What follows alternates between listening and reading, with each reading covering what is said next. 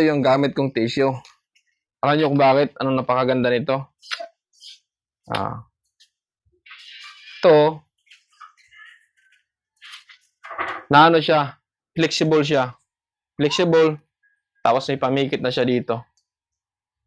Malaking, mataba yung liig ng customer mo, pwede mo siya i-press. Ganun, no? No, mahaba na yan. Oh. May customer ka pa bang ganyan kalaki yung liig? Ayan, oh. Diba? Isa ibang tissue, putol to eh. Pag hinila mo eh. Ito, hindi. Ayan, oh. Dito mo natatapat yan, oh. Tapat mo dyan. Pikit, ano na yan? Magkadikit na yan. Hindi ka na mahirapan pag ano. Tapos lagyan mo ng balabal. Yan.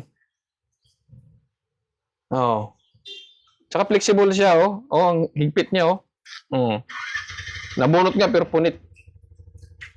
Kaya maganda talaga to. Quality.